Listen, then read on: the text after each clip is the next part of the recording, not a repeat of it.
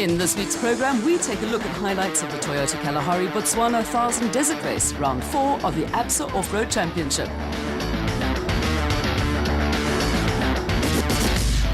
Once a year, the ABSA Off-Road Championship crosses the border for what has over the years developed into the biggest social and sporting event in Botswana. The Toyota 1000 Desert Race was first run in 1975, moved to Botswana in 1991 as the Toyota Kalahari Botswana 1000 Desert Race, and this year celebrated 31 years of Toyota sponsorship. Again organised by the Four-Wheel Drive Club of Southern Africa, race headquarters were at the small village of Kumakwani, 25 kilometres from the Botswana capital of Gaborone. The Toyota 1000 Desert Race was this year given an added boost. The race one of 4 worldwide to be included in the Dakar Challenge, with the winners of the Botswana leg earning a free entry into next year's Dakar Rally in South America. Former South African champion Duncan Voss and Rob Howie scored a top 10 finish for the Imperial Toyota team at this year's Dakar Rally, with Voss looking forward to racing in Botswana again and aiming to add to his tally of desert race wins. It's always nice to come to Botswana. You know, we like racing in this type of terrain. You can get a nice rhythm going, so we're looking forward to a good race. The Toyota Kalahari Botswana 1000 Desert Race is the only marathon event on the ABSA Off-Road Championship calendar and makes fresh demands on teams. It calls for a different tactical and mental approach. You've got to be there at the end. You know, today the prologue is reasonably important to have a reasonable position to start the race. But you got to be there at the end of the 1000 Ks. So Sunday afternoon is where you really need to make your situation count. The Botswana race weekend is a challenge, and the Pretoria-based Baden Tyre Services team of Thomas Rundle and Joan Moore picked a tough event for their first outing of the season. We've had a bit of a layoff. We rebuilt the car completely at the end of last season. And the car's looking really good and feels good, so we're really excited. You know, we sort of come here with one goal in mind, and it's pretty simple, that's to win. And that's to win the Toyota 1000 Desert Race. If we win that, we would automatically win the challenge, and we'd have a good weekend. For the Baden racing crew and other teams, a tough weekend lay ahead, and next on the agenda was the draw for the start order of the Donaldson Prologue to determine race grid positions. A system revamp aimed at levelling the playing field for all competitors in the ABSA series now sees crews split into 4-seeded groups of 10. The draw is made on a rotation basis, and instead of drawing positions out of a hat, crews can now choose where they want to start on the road. The route for the 60-kilometre Donaldson Prologue that would give crews an early indication of race conditions was unchanged from last year. While a good start position is a major advantage, crews were mindful that a prologue disaster would be a major setback early on in proceedings. With 6 wins to his name, there's not much you can teach Hannes Grobler about the Toyota 1000 Desert Race. Grobler is to retire at the end of the season, but he and Henny Tersteege put together a smooth and fast prologue in the RFS BMW X3 that had Grobler's legions of supporters in Botswana in ecstasies. Any vantage point will do for spectators along the route as they wait for cars to come into view. And for Duncan Voss and Rob Howie in the Team Castrol Toyota Hilux, there was an early wake-up call.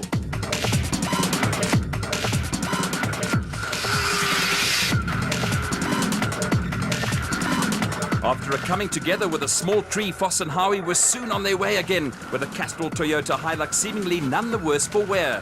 Voss and Howie completed the prologue minus a body panel or two, and despite the tree incident were just 3 seconds off the pace set by Grobler and Tersteege.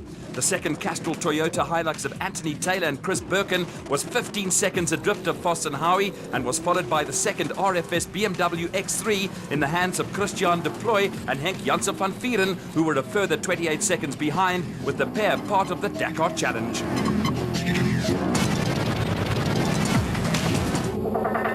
Thomas Rundle and Joan Moore were also part of the Dakar Challenge, with the Baden Tyre Services crew securing a top 5 finish in the X-Factory Nissan Navara. Behind them, defending champions Chris Visser and Jappie Badenhorst in the diesel Ford Racing Ranger came up with a smooth prologue to finish 47 seconds behind the leaders. They were followed by an aggressive Hugo de Bruin and Henry Hugo in the My Karen XL Toyota Hilux, and young Lance Woolridge and Ward Huxtable in the second of the Ford Racing Rangers. After a disappointing outing last time out, Woolridge and Huxtable were looking for a return to the form that saw them on the podium at the first race of the season.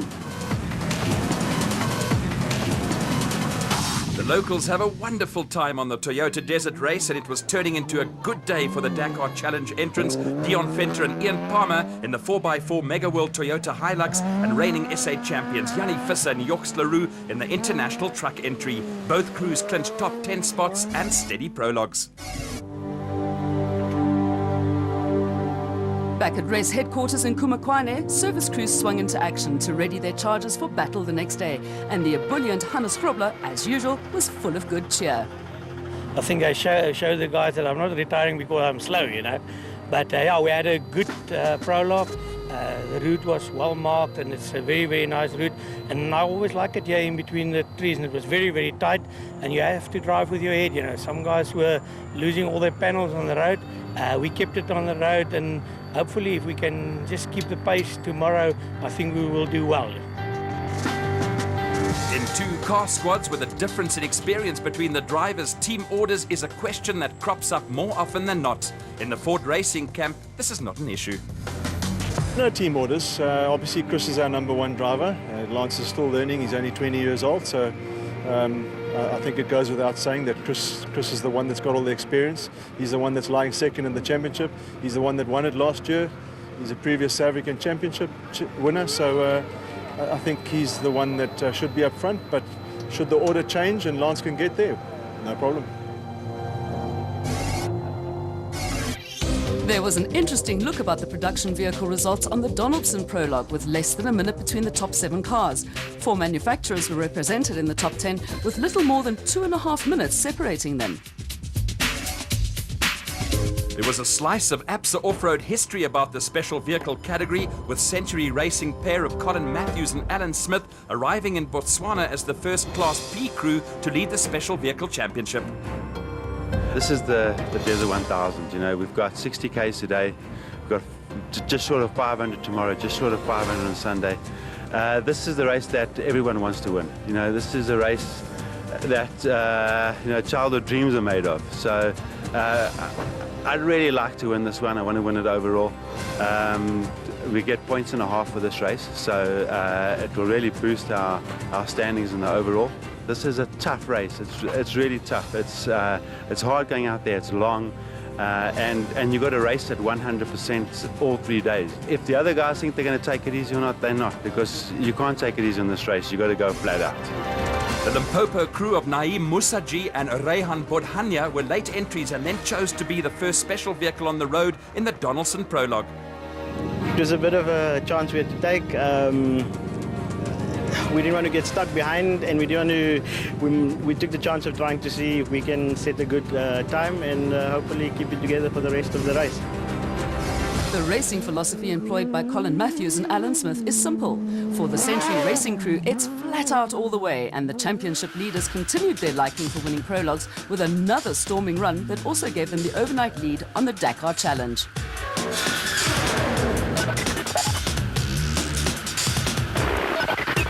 It was a close affair, but Matthews and Smith finished 9 seconds ahead of Evan Hutchinson and Dani Stassen, who were also part of the Dakar Challenge in the motorized Bat Venom.